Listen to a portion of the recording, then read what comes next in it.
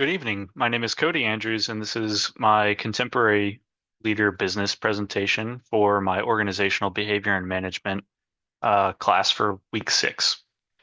So to get things started, I'll go ahead and introduce the leader that I interviewed, and that is Father Patrick Henry. He is the head priest of St. Andrew Orthodox Church in Waco, Texas. Selected because he provides spiritual leadership, pastoral care, and organizational guidance to his parish community, embodying servant leadership principles. Just some more background on him is he was ordained in 2015, serving St. John the Theologian Orthodox Mission in Rapid City, South Dakota, and he has served St. Andrew Orthodox Church in Waco, Texas since 2017, and he belongs to the Antiochian Orthodox Christian Archdiocese of North America.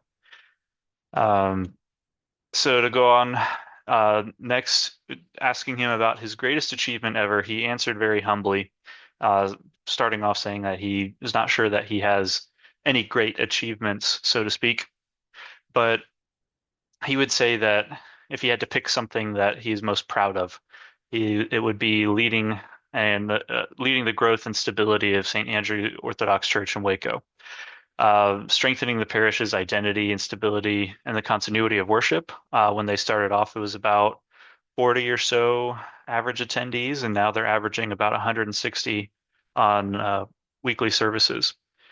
He doesn't attribute this to being great, but by more so by being a servant leader and investing himself within the community. Um, the management principles and strategies he's used. Like I said, servant leadership. He focuses on service, spiritual growth, and community needs before any personal recognition. His vision and strategic reassignment, embracing relocation from South Dakota to Texas, and prioritizing parish growth over personal comfort. Something that was probably very difficult for him and his family. And also just stakeholder satisfaction.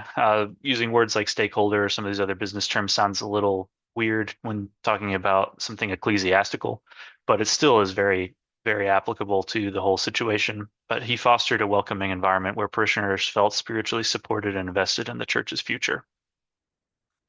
Asking about handling a challenge. Now, I will caution with this one that there's due to sensitivities of his role as a priest with just pertaining to people's personal spiritual lives.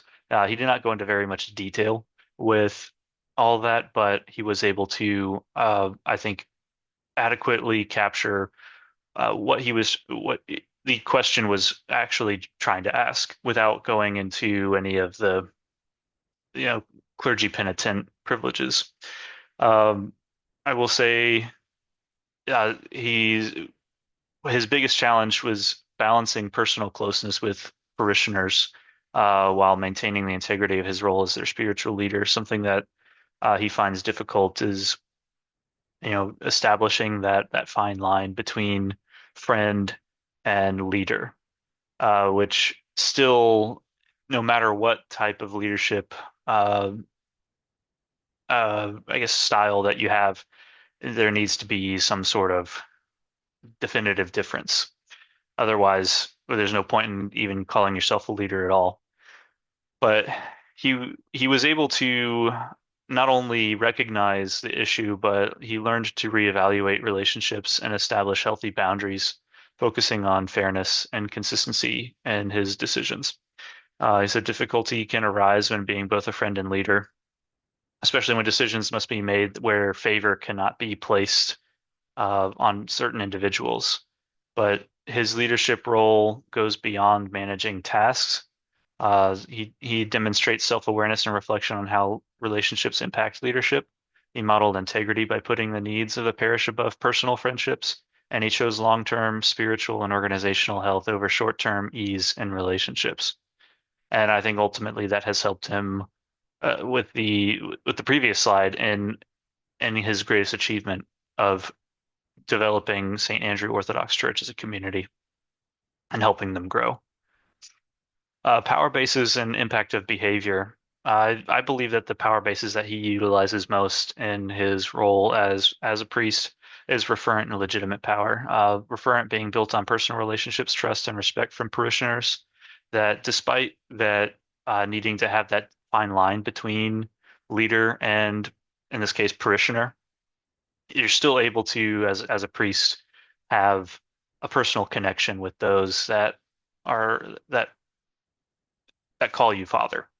Um, Legitimate power it derives from his ordained role and responsibilities as a priest, requiring him to make fair and impartial decisions. The justification of this is Father Patrick acknowledges the tension of being a huge people pleaser while also needing to act as a leader. By relying on referent power, he's able to maintain approachability and personal connection with his parishioners. And by exercising legitimate power, he's able to uphold the authority and ensure decisions were made for the good of the parish, not necessarily his personal gain or for individual friendships.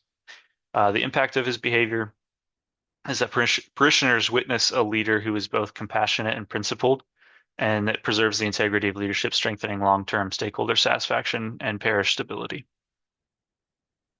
The mission, vision, strategy, and entrepreneurial mindset. Um, Despite, once again, uh, using business terms to discuss ecclesiastical leadership roles, despite all that, he does exhibit a high and strong entrepreneurial mindset aligned with servant leadership.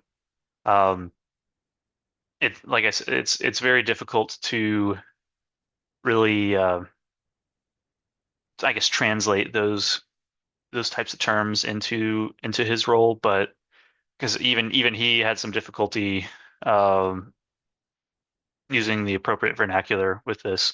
But overall, the mission alignment is his need to achieve an internal locus of control, empower him to guide parishioners towards spiritual growth and community service, fulfilling the church's purpose. His vision alignment is his openness to experience and creative ability enable him to adapt leadership style, foster parish growth, and inspire parishioners with a forward-looking vision of Orthodox life in Waco. And strategic alignment is proactivity and work ethic ensure consistent progress toward long-term stability of the parish. Application of leadership theory is once again he's very aligned with servant leadership, and it makes the most sense when you really look at the different leadership theories and styles. Uh, Being a priest is all about putting the needs of the parish and the needs of parishioners ahead of his own as the priest, as their spiritual father. Uh, he emphasizes service before authority as well, demonstrating humility and care, especially when navigating challenges of being both friend and leader, and building trust through integrity and consistent attention to community well-being. His leadership style cultivates a parish where people feel supported, respected, and engaged. And I think that fully encapsulates servant leadership. Leadership style comparison. This one was really interesting because on this one I decided to compare Father Patrick and Donna Barrett.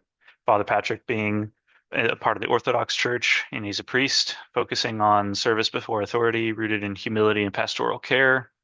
He builds trust through relationships, but maintains fairness by setting appropriate boundaries and prioritizing spiritual growth, community well-being, and stability, and long-term well-being of parishioners. Donna Barrett, on the other hand, is with the Assemblies of God. She's the general secretary. I believe she was the first woman in this role.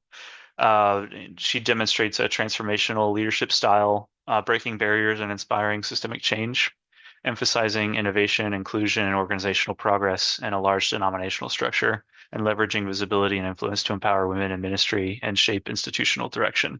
The key comparisons are, Father Patrick's more grounded in servant leadership, grounded in relational care, humility, and community growth, and Donna Barrett's more along the lines of transformational leadership, where she's centered on vision, institutional reform, and inspiring large-scale change.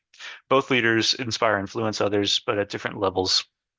While Father Patrick's more on the local level, Donna Barrett seems to be more at just like a like high level Assemblies of God church level, um, in a global denomination as well. But and that's all I really have to say on this one. Leadership lessons. Um, there's three interesting things that I think that Father Patrick pointed out in our phone call was uh, one was he really seemed to fixate on integrity and self-belief, believing in your mission and trusting your own judgment, avoiding excessive second guessing or dependence on others' opinions. Quote from him, if you don't believe in yourself, you're not going to be successful. If the decision isn't good, then you own up to it and learn from it. Empathy and support system, caring for others while also surrounding yourself with a trusted group of advisors. Part of the structure in the Orthodox Church too is that each parish will set up a parish council, and Father Patrick emphasized relying on them to quote bounce things off of because they help you figure out things that maybe you're not thinking of, and it's just along the lines of the old adage of two heads are better than one. And him being the best servant leadership that he can be and and being humble enough to recognize that his parish council is there to help him. And then the other thing that the third and final thing that he kind of touched on was just favoritism, avoiding giving special treatment to individuals at the expense of fairness. Critical reflection of the interview and research processes. Um, why I chose these leaders. I mean, I already kind of talked a little bit about with Father Patrick, but just to recap, in comparison with Donna Barrett as well. I selected him for his role as a local spiritual leader and my personal connection with him as well, but offering firsthand insights into servant leadership in practice. Donna Barrett, I chose her as a contrasting figure whose transformational leadership operates at a global denominational level, providing a broader organizational perspective. Uh, Follow-up and probing questions. Uh, as a side note with this, I asked the question and trying to find and articulate the right words to because I'm still learning a lot about Orthodoxy myself. But uh, recently there was an Orthodox priest who had an interview with a high-level bishop of the Orthodox Church. Um, and so I said recently, Father Andrew Stephen Damick, he did an interview with His Eminence Metropolitan Saba, uh, talking about a clergy shortage, and they did an interview just discussing what some of the expectations are to become a priest. And I asked Father Patrick, what are his recommendations for somebody aspiring to the priesthood? And his key takeaways from responding to that question were daily prayer as the foundation of authentic leadership, mentorship and church life as being essential for discernment and living Christ's commandments, not just studying theology. Um, my reflection on all of this is that true servant leadership blends prayer, humility, and integrity with organizational responsibility. And I realize the difficulty of balancing close relationships with leadership integrity, something I will carry with me into my role as a manager at HEB. And just to close out, these are just the references that I had used to gather some supplementary information uh, regarding whether it's textbook related content of leadership styles or theories, bit more information on Donna Barrett, and then more information on Father Patrick and St. Andrews of Waco. Thank you.